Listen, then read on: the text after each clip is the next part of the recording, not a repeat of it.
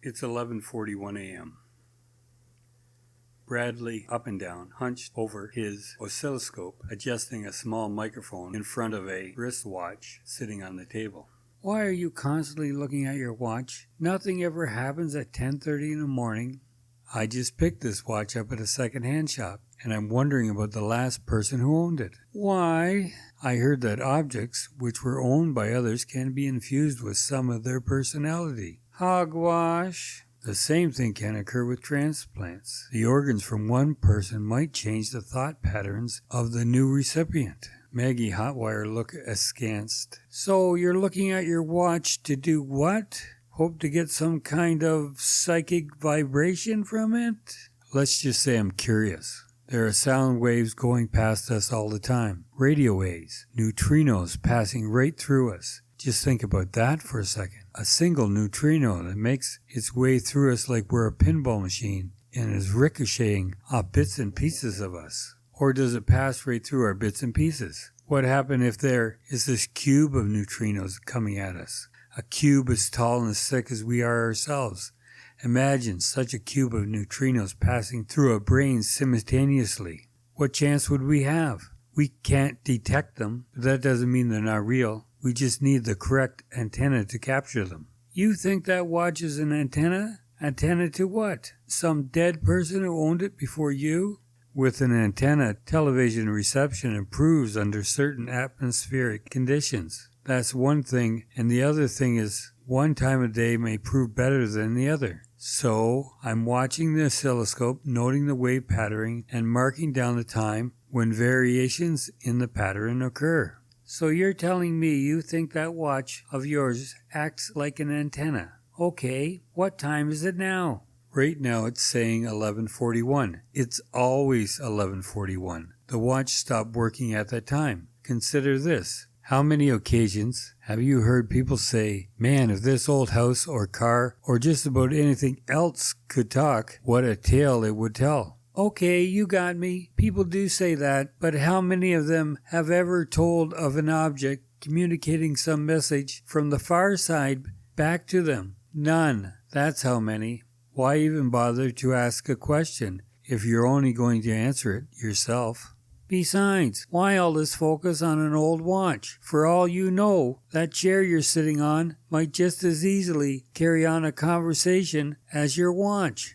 I don't think it works that way. I believe some force field emanates from certain objects that were infused somehow by the spirit of the person they used to belong to, probably through an emotional attachment, and perhaps those attachments spring to life at the precise time some significant event unfolded in their life. As for this watch, it's a diver's watch. Did you know they have a helium escape valve? Helium, being a lighter gas than oxygen, builds up in these divers' watches and can create enough pressure to blow the crystal off, so they are outfitted with a release valve. But more importantly, this watch belonged to someone who took chances, perhaps led a dangerous life. I just know it. I can feel it. Do I believe there's a spook inside that watch of yours? Maybe you're the one with secret powers. Powers you use to draw spirits towards you. I'd believe that before I'd believe there's someone in your watch. Can I ask you this? Do you feel the same way about any of your other possessions as you do about this watch of yours? That's an interesting question. Do I think I have left impressions on items I once owned?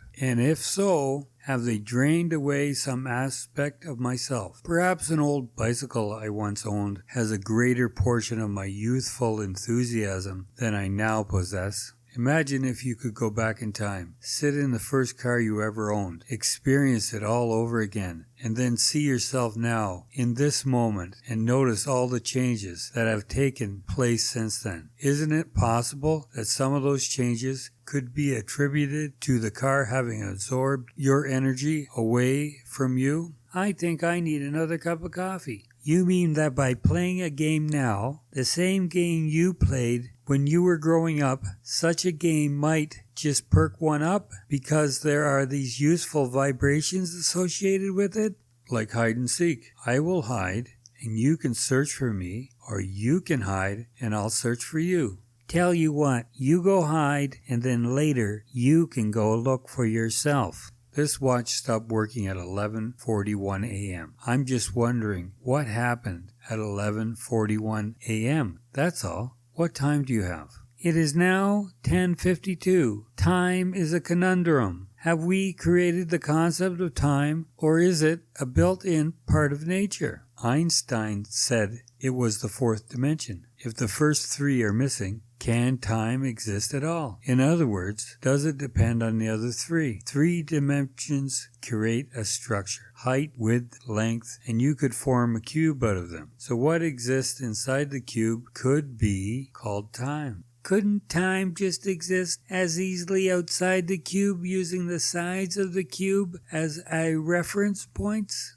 Seems to me the external sides of the cube would only provide a single dimension, offering not enough support for time to exist. So time is like a caterpillar. Without a cocoon, it doesn't exist. What if it's in its pre-caterpillar stage? The pre-caterpillar built its own cocoon. Then we have to ask ourselves, what was the caterpillar before it became a caterpillar? If we find the answer to that question, then our next logical question to be answered is, while it was in the pre-caterpillar stage, was it reacting to something in its present-day environment or in anticipation of a new environment yet to emerge? You're not suggesting that time could have built its own membrane, or that before it became time, it was alive in a different form, a form that created the first three dimensions so that it could come into existence? Now you're suggesting that time is alive. It has its own existence and creates its own reality to exist within. What you're saying is that time has to be enclosed in a membrane of some sort to exist.